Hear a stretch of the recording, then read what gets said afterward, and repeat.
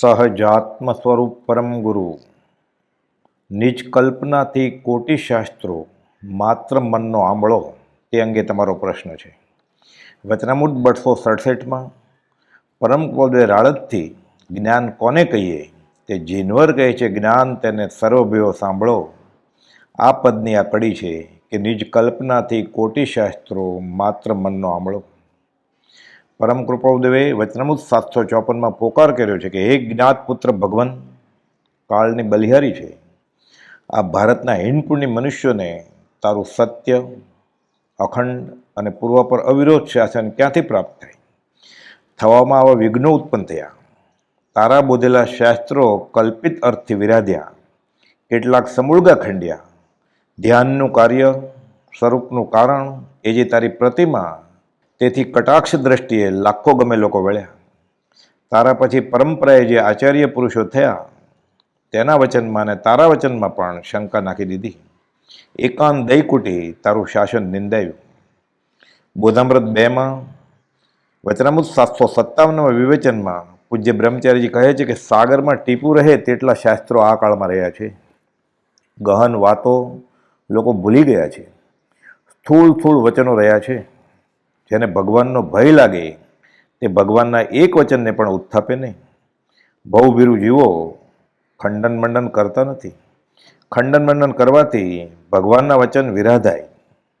કાળના દોષથી અપાર શ્રુત સાગરનો ઘણો ભાગ વિસર્જન થતો ગયો અને બિંદુ માત્ર અથવા અલ્પ માત્ર વર્તમાનમાં વિદ્યમાન છે. ઘણા સ્થળો વિસર્જન થવાથી, ઘણા સ્થળોમાં સ્થૂળ નિરૂપણ રહ્યું હોવાથી નિર્ગ્રંથ ભગવાનના તે શ્રુતનો પૂર્ણ લાભ વર્તમાન મનુષ્યોને આ ક્ષેત્રે પ્રાપ્ત થતો નથી. અને કૃપાળદેવ કહે છે તેમ અધ્યાત્મની દ્રષ્ટિએ તો હિંડપુણ્ય જીવોએ આ ભરત ક્ષેત્ર ઘેરી વળ્યું છે. વચનામૃત 40માં કૃપાળદેવ કહે છે કે સંશોધક પુરુષો બહુ ઓછા છે. મુક્ત થવાની અંતકરણે જિજ્ઞાસા રાખનારા અને પુરુષાર્થ કરનારા બહુ ઓછા છે. તેમને સાહિત્યો જેવા કે સદગુરુ, સત્સંગ કે સત્શાસ્ત્રો મળવા દુર્લભ થઈ પડ્યા છે. જ્યાં પૂછવા જાઓ ત્યાં સર્વ પોતપોતાની ગાય છે. જ્યાં જઈને પૂછીએ સૌ સ્થાપે અહમ એવું. પછી તે સાચી કે જૂઠી તેનો કોઈ ભાવ પૂછતું નથી. ભાવ પૂછનાર આગળ મિથ્યા વિકલ્પો કરી પોતાની સંસાર સ્થિતિ વધારે છે અને બીજાને પણ તેવું નિમિત્ત કરે છે. ઓછામાં પૂરું કોઈ સંશોધકાત્મા હશે તો તેને અપ્રયોજનભૂત પૃથ્વી ઇત્યાદિના વિષયોમાં શંકાએ કરી રોકાવું થઈ ગયું છે. અનુભવ ધર્મ પર આવવું તેમને પણ દુર્લભ થઈ પડ્યું છે. પરમ કૃપાળદેવ કહે છે કે આ પરથી મારું એમ કહેવું નથી કે કોઈ પણ અત્યારે જૈન દર્શનના આરાધક નથી. છે પણ બહુ જ અલ્પ, બહુ જ અલ્પ. શાસ્ત્રમાં તો માર્ગ કયો છે, મર્મ તો સત્પુરુષના હૃદયમાં છે. શાસ્ત્ર જ્ઞાનથી નિવેડો નથી પણ અનુભવ જ્ઞાનથી નિવેડો છે. વચનામૃત 270.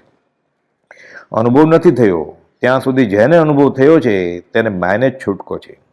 નહીં તો અધ્યાત્મમાં પોતાની કલ્પનાએ ઉકેલ લાવતા, પોતાની કલ્પનાએ નિર્ધાર લઈ લેતા, તે સત્સંગમાં પણ આગળ ધરતા વચનામૃત 661માં કહ્યા મુજબ ફક્ત અપ્રશસ્ત શાસ્ત્રીય અભિનિવેશ થાય અને તે જ મનનો આંબળો થયો ગણાય. ઘણા મત મતાંતર આદિ ઉત્પન્ન થવાનો હેતુ પણ આ જ છે. આ કાળને વિશે જ્ઞાન ક્ષીણ થયું અને જ્ઞાન ક્ષીણ થવાથી મતભેદ ઘણા થયા. જેમ જ્ઞાન ઓછું તેમ મતભેદ વધારે અને જેમ જ્ઞાન વધુ તેમ મતભેદ ઓછા. એક અજ્ઞાનીના અનંત અભિપ્રાય અને અનંત જ્ઞાનીઓનો એક જ અભિપ્રાય. અનાથદાસજી. વિદ્યા તેનું નામ જે મુક્તિ અપાવે, સા વિદ્યા યા વિમુક્ત એ. વિષ્ણુ પુરાણ. તે કહેવાનો હેતુ છે કે જે છોડે બંધનમાંથી મુક્ત કરે તે ખરી વિદ્યા. જ્ઞાનનું ફળ વીરતી છે. જ્ઞાન વિના સમ્યકત્વનો વિચાર સૂચતો નથી. મતભેદ ઉત્પન્ન નથી કરવો એવું જેના મનમાં છે તે જે વાંચે અથવા જે સાંભળે તે તેને ફળે છે. મતભેદના કારણને લઈને શ્રુત શ્રવણ આદિ જીવને ફળતા નથી. જેને મતિ જ્ઞાન તથા શ્રુત જ્ઞાનની અંશે પણ ખબર નથી તે જીવ કેવળ જ્ઞાનનું સ્વરૂપ જાણવા ઈચ્છે તે શી રીતે બની શકે? અર્થાત ન જ બની શકે. ગ્રંથિ તો પહેલે ગુણસ્થાનકે છે તેનું ભેદન કરી જીવ આગળ વધી ચોથા સુધી પહોંચ્યો નથી. ચોથા ગુણસ્થાનકવાળો જીવ સાતમા ગુણસ્થાનકે પહોંચનારની દશાનો જો વિચાર કરે તો તે કોઈ અંશે પ્રતીત કરી શકે, પણ તેનો પહેલા ગુણસ્થાનકવાળો વિચાર ન જ કરી શકે. તો તેને પ્રતીતિ કઈ રીતે આવે? કારણ કે તેને જાણવાનું સાધન જે આવરણ રહિત થવું તે પહેલા ગુણસ્થાનકવાળાની પાસે હોય નહીં. કહેવામાં આવે છે કે 13મું ગુણસ્થાનક આ કાળ અને આ ક્ષેત્રથી ન પમાય. કૃપાલદેવ કહે છે પણ તેમ કહેનારા પહેલામાંથી હજુ ખસતા નથી. જો તેઓ પહેલામાંથી ખસી ચોથા સુધી આવે, ત્યાં પુરુષાર્થ કરી 7મું જે અપ્રમત્ત ત્યાં સુધી પહોંચે તો પણ એક મોટામાં મોટી વાત છે. 7મા સુધી પહોંચ્યા વિના તે પછીની તે આગળની દશાની સુપ્રતીતિ થઈ શકવી મુશ્કેલ છે.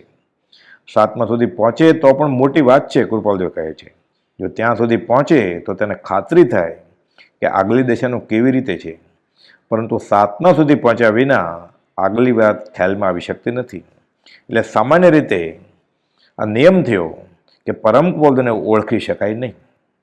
વર્તમાન કાળનું નામ દુષ્મકાળ છે. તેથી દુઃખે કરીને ઘણા અંતરાયથી પ્રતિકૂળતાથી સાધનનું દુર્લભ પણ હોવાથી મોક્ષ માર્ગની પ્રાપ્તિ થાય છે. પણ વર્તમાનમાં મોક્ષ માર્ગનો વિચ્છેદ છે એમ ચિંતવું જોઈતું નથી. પૂજ્ય બ્રહ્મચારીજી કહે છે કૃપાલદેવને ઓળખવા ક્યાં સહેલા છે એ આ અંગે વિચાર કરતા સહજ સમજાય એમ છે. એ મુમુક્ષુ વચનામૃત 631માં કૃપાલદેવ બોધે છે કે એક આત્માને જાણતા સમસ્ત લોકાલોકને જાણીશ, અને સર્વ જાણવાનું ફળ એક આત્મપ્રાપ્તિ છે. માટે આત્માથી જુદા એવા બીજા ભાવો જાણવાની વારંવારની ઈચ્છાથી તું નિવર્ત અને એક નિજ સ્વરૂપને વિશે દ્રષ્ટિ દે. કેમ કે આ અધ્યાત્મનો આ છૂટવાનો માર્ગ જુદો છે, તેનું સ્વરૂપ પણ જુદું છે. જેમ માત્ર કથન જ્ઞાનીઓ કહે છે તેમ નથી. માટે 631માં પરમાત્મા તાકીદ કરી કે ઠેકાણે ઠેકાણે જઈને કાં પૂછે છે? કેમ કે તે અપૂર્વ ભાવનો અર્થ ઠેકાણે ઠેકાણેથી પ્રાપ્ત થવા યોગ્ય નથી. જે પ્રકારે આત્મા આત્મભાવ પામે તે પ્રકાર ધર્મના છે. પણ જીવે ધર્મ પોતાની કલ્પના વડે અથવા કલ્પના પ્રાપ્ત અન્ય પુરુષ વડે શ્રવણ કરવા યોગ, મનન કરવા યોગ કે આરાધવા યોગ નથી. માત્ર આત્મસ્થિતિ છે જેની, એવા સત્પુરુષથી જ આત્મા કે આત્મધર્મ શ્રવણ કરવા યોગ, યાવત આરાધવા યોગ છે. 14 પૂર્વધારી કંઈક જ્ઞાને ઉણા એવા આનંદ નિગોદમાં લાભે. વચનામૃત 139. અહીં માત્ર મૂળ વસ્તુનું જ્ઞાન ન મળ્યું એટલી જ ઉણાઈ રહી ગઈ. તેણે 14 પૂર્વનું બાકીનું જ્ઞાન નિષ્ફળ કર્યું. જો તત્વ ન મળ્યું તો પાના ઉપાડ્યા તેણે કાયાએ બોજો ઉપાડ્યો, ભણી ગયા તેણે મને બોજો ઉપાડ્યો. પરંતુ વાસ્તવિક લક્ષ્યાર્થ વિના તેનું નિરુપયોગપણું થયું એમ સમજણ થાય. જેને ઘેર આખો લવણ સમુદ્ર છે તે તૃષાતોની તૃષા મટાડવા સમર્થ નથી.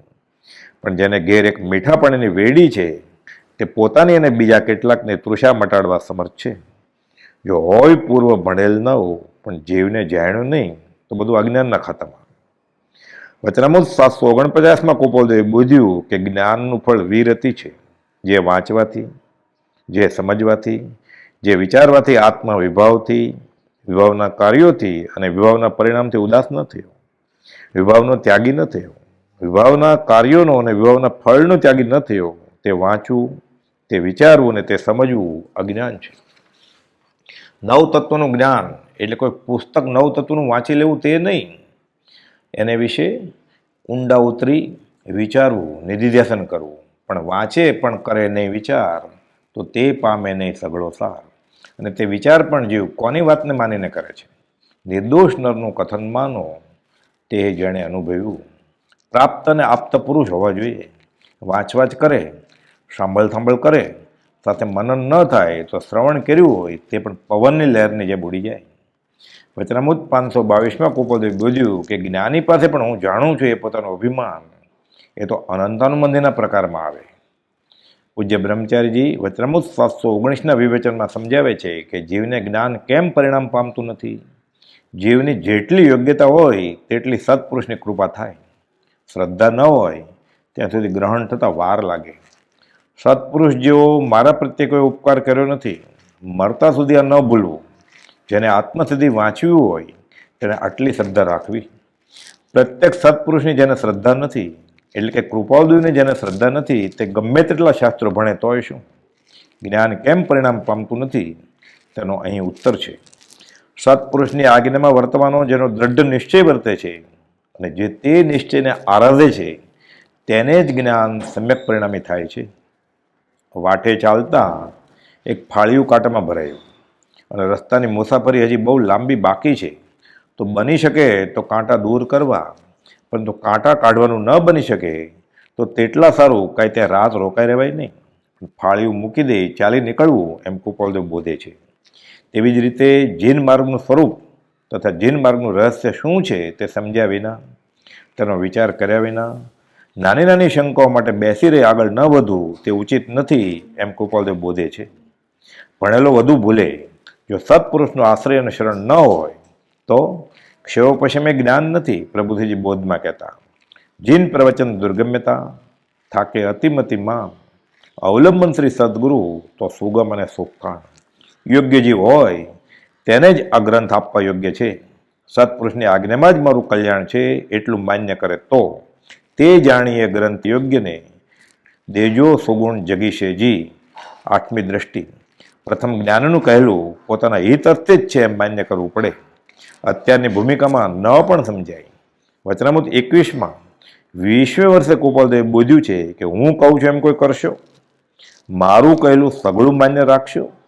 મારા કહેલા ધાકડે ધાકડ પણ અંગીકૃત કરશો? હા હોય તો જે સત્પુરુષ તમારી ઈચ્છા કરજે.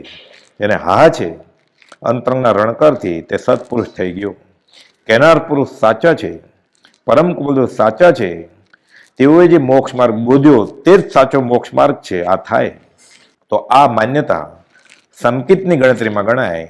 આગળ જતા તેમાંથી કેવળ જ્ઞાનરૂપ વટ વૃક્ષ ઉગી નીકળશે. સહજાત્મ સ્વરૂપ પરમ ગુરુ.